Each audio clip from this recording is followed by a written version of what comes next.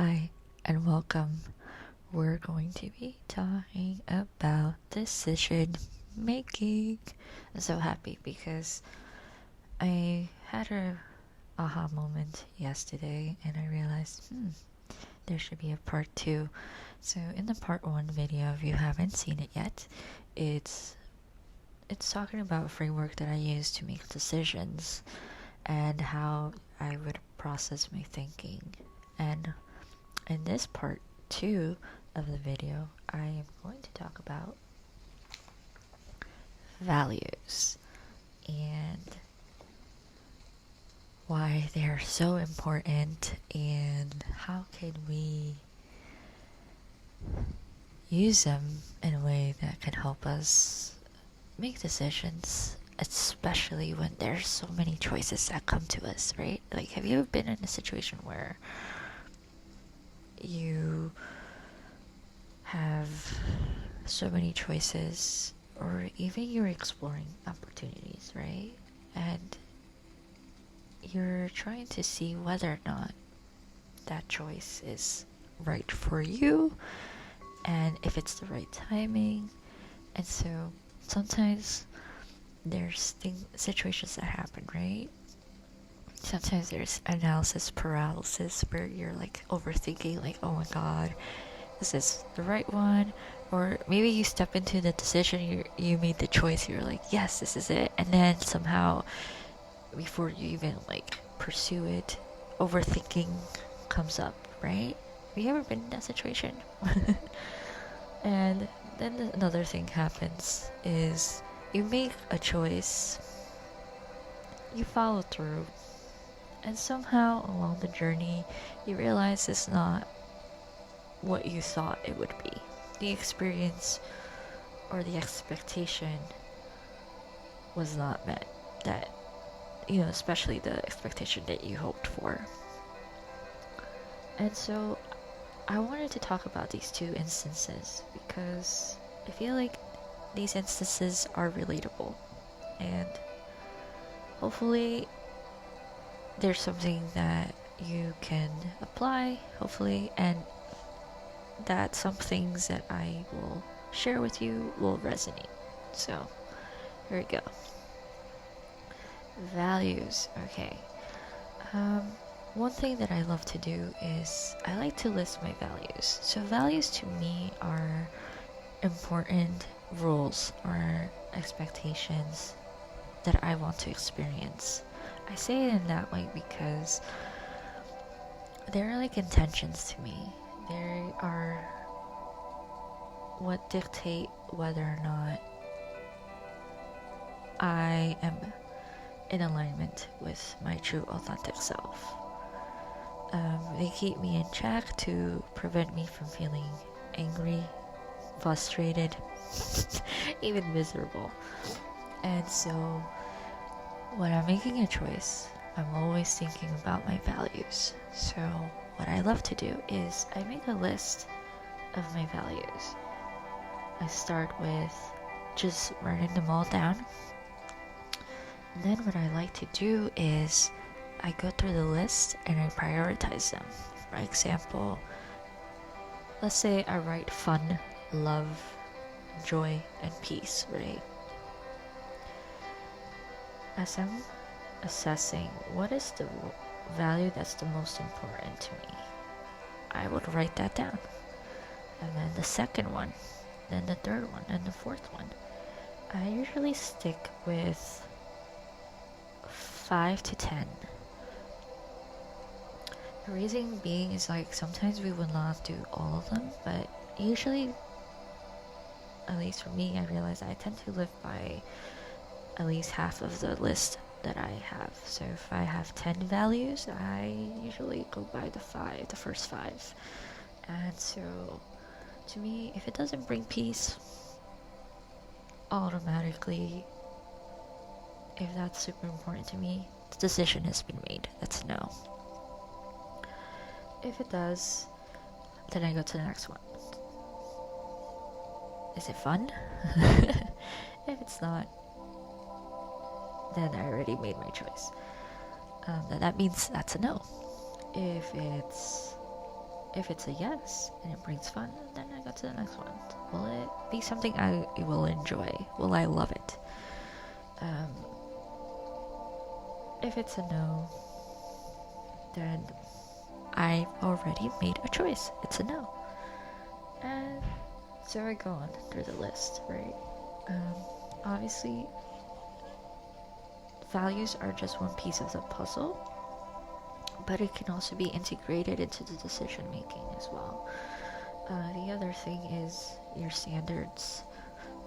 For example, maybe for you, you value your time, right? But you know that you prefer one-to-one interactions rather than group sessions. I don't know. That's just as an example, right? That could be a standard. Or you like to spend quality time with your friends doing an activity versus just talking about random things. I don't know. Maybe that's your standard.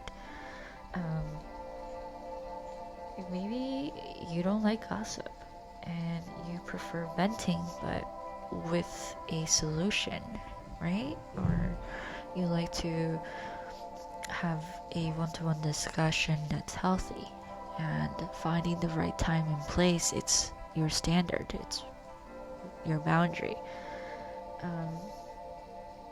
And so I would also invite you that what are your standards related to that decision making? So if you're making a decision regarding your career, what are your non-negotiables? Maybe you want to work remotely. Maybe you want a hybrid where you work remotely and go in the office.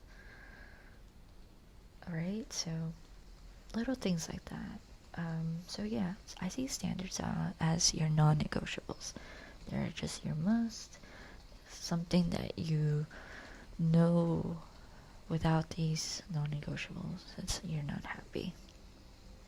The boundaries are a way for you to set those parameters to make sure that you're not going to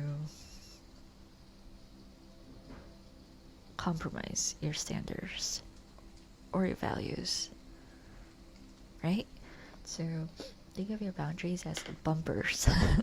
I like to put it that way. Like if you've ever played bowling, you know, you have a choice to have the bumpers so the ball won't fall out of the lane. So think about the bumpers. It keeps you in your lane, right?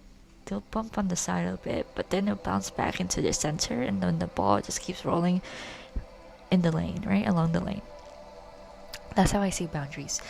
So yeah, just think about what bumpers do you need, in this case boundaries, you need to help you stay in alignment, you know, to avoid that distraction or avoid getting out of your own path, you know. There's a saying that every choice leads you to your destiny, but I also believe too that every choice also, you define what your destiny is to an extent, right? Yes, there's a lot of unknowns, but I feel like life is a journey and it's okay if you make a mistake. I think the key here is, have you learned from it, and how can you take that learning and in a way that will inspire you to make the changes within yourself because you truly believed it, or inspired you because it's the right time for you to make that change. Or maybe you are at a place where you feel like some habits or patterns about yourself no longer resonate, and you want to embody new characteristics, new habits, new patterns. And so it's a great opportunity to reflect and to say to yourself, there's an opportunity here, and I'm gonna take the time to go through my list of values. I'm going to take the time to go through the list of my standards, my non-negotiables. And I'm going to go through the list to make sure that these standards and values are not compromised, that I'm not falling short, that I'm not making, that I'm gonna at least reduce the risk, because that's really what boundaries are, is to reduce the risk of repeating patterns that were unhealthy or that create frustration, anger, maybe jealousy or discomfort of some kind, right? And I think there's no such thing as perfection, but there is something called prevention, and if you could reduce that discomfort, you'll be so much more happier and more at peace. And then you realize, wow, I have control of my life. I have control of my values. I have control of my standards. I have control of setting these boundaries. And with these intentions, I could make a choice whether to walk away with the knowing that something better is on the horizon, or find a solution that's gonna help me to make another choice that is best for me, that's gonna bring me that peace of mind, right? And yeah, hopefully these tips will help you and you found it helpful. I'm just curious to know what you think. Did any of this resonate? And if so, which one or which ones? And feel free to share. That's a community, and my intention is to provide the essentials and resources that I feel would be helpful for the community, just to reflect even, and with the intention to inspire, to create, inspire to help you grow, learn, and expand. Thank you. Until next time, have a good one.